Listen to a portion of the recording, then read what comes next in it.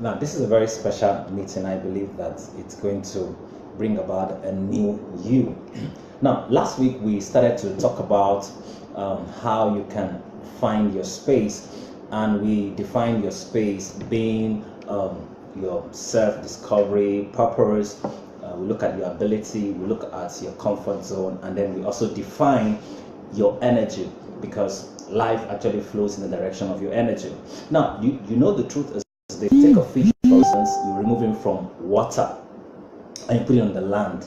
Now, the fish is still a fish, but the fact that it's no longer in its place, in its space, its location, it will be a major struggle for that fish.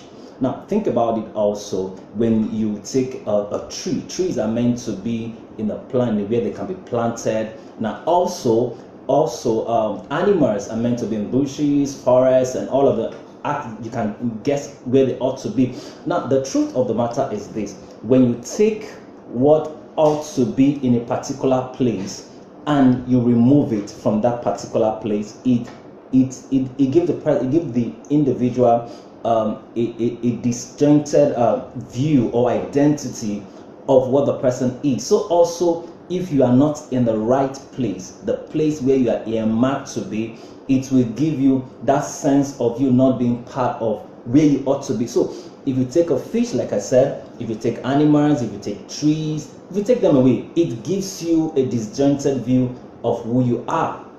And I believe that you don't want a disjointed view, you don't want a distorted view of who you are. You need to understand yourself. So the law of identity talks about you understanding who you are, where you are, and what you need to do. So you must understand that. So what happened? And I want to ask this question: what happened when you are not in your place? Have you ever asked yourself? Because I told you, you'll be talking about finding your place. How do I know that I am not in my place?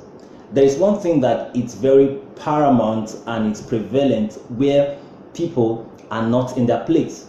Number one important thing that happens to that individual is that you begin to have a growing sense of dissatisfaction. Either you're in a business, either you're in your career, either you're in a business relationship or in an emotional relationship, something begin to happen to you, a sense of dissatisfaction. So one of the ways for you to understand that this place that I am right now is not my place, is that you begin to have a very strong, a growing sense. Everything is happening. Just for instance, you are in a place, everything is happening, the guy loves you, the guy is doing everything, but deep within you, you are just not satisfied. You are in a job, and then everything is being provided. There's a car for you, the salary is beautiful, the environment is a beautiful place to work, but you still have a very growing sense of dissatisfaction.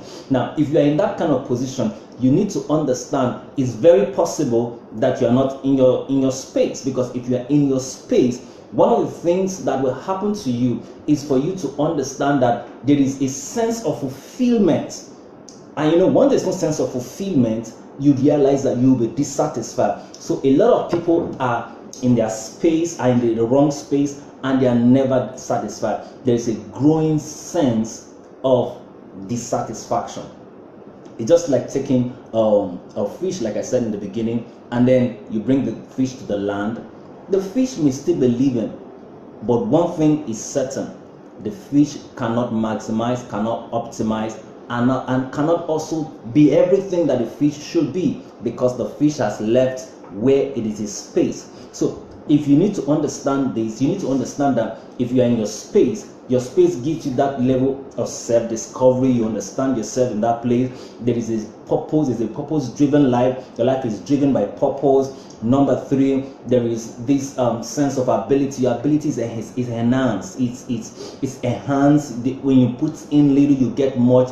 That is when you're in your space. And then you have comfort zone.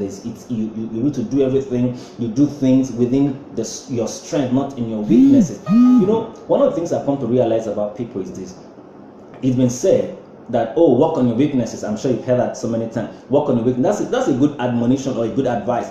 But the truth is this: when you are in your space, you will major on your weakness and you will major on your strength, and then you minor on your weaknesses. I will repeat that again. When you are in your space, You don't need to be told work on your weakness. Your weaknesses are there. But in your space, one of the things that happens to you is you will maximize your strength. But when you are not in your space, one of the things that happen to your weakness become very, very prevalent. You just do a little thing and it is blown out of proportion. It could be that you are not in your space. So you will major on your strength. And I've had sessions, and I've had a lot of sessions where I tell people that, look, your strength is there. Everyone has strength, everyone has weaknesses. But as a person that wants to optimize or maximize their potential, you must understand that your strength is given for you to be able to maximize your potential. So you must focus on your strength while you keep working or delegate your weaknesses, because everyone got weaknesses and everyone got strength. But most times we focus on our weaknesses, and that's not the way to go. You must focus on your strength, because at any way, your strength, it's given to you for you to also work on it. The fact that this area is your strength. For example, you have a writing strength. That's your strength when it comes to writing. You sing, or you're a good salesperson, you're a good marketing person. It's still in a potential level. You need to work on it. You need to develop that strength, even though it's your strength. So people think that, oh, I need to work on my weaknesses. Yeah, you need to work on your weaknesses as well as your strength. But most times people feel that, okay, I need to focus on my weaknesses, and then my strength will definitely just come out naturally. No, your strength is there as a potential. And once it's there as a potential, you need to develop, you need to harness your potential, you need to ensure that your potential comes alive, you need to ensure that your potential is everything that it needs to be, so that it can be of benefit to you and then to your larger environment. So you do not need to waste your time or focus your time on just all your weaknesses. No, focus on your strength. So if you are in your space, for instance, guess what will happen? Your strength will be amplified. Your strength will, just like the example of a fish we just gave. When it's in water, you see the skills, you see the manipulations and the styles. But when it's on the land, it's a struggle. Even though it's shaking as if it's in the water, but it's a lot of struggle that is going on. Is it possible that you're struggling right now career-wise, you're struggling right now in business? It's because that may not be your space. So your skills also is enhanced when it comes to your space.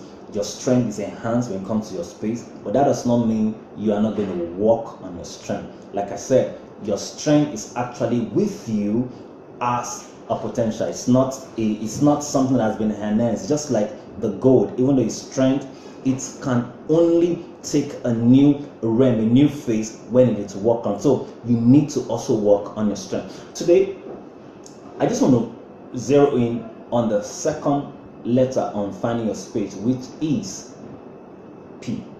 And that P, like we defined in this session, is your P is your purpose-driven, your purpose-driven heart, your purpose-driven ability, your purpose-driven things, your purpose-driven moves, and all of that. It means purpose-driven.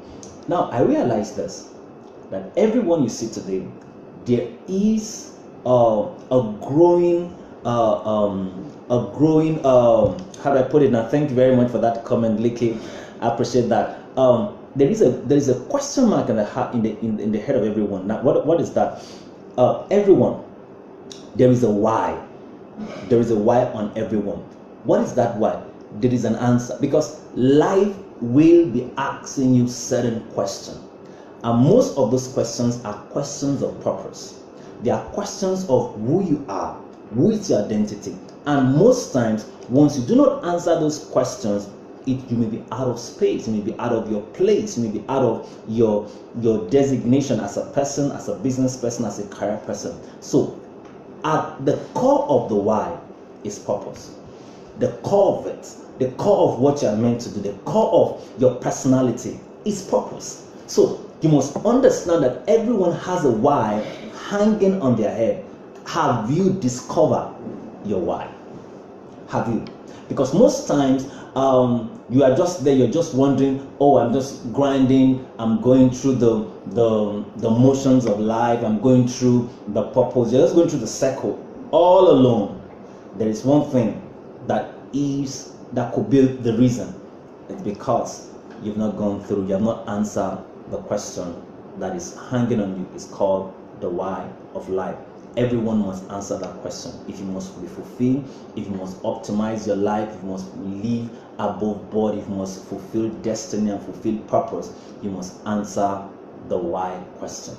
I'm sure next week I'm going to teach you, I'm going to show you how to answer the why question, because you need to answer it. For you to break through in that marriage, for you to break through in that relationship, for you to break through in that business, you must answer the why question. Because until you answer the why question, there is no, it's just motion and movement without a definite purpose behind it. So you must answer the why question. So in life is giving you the opportunity for you to answer the why question. How do I answer the why question?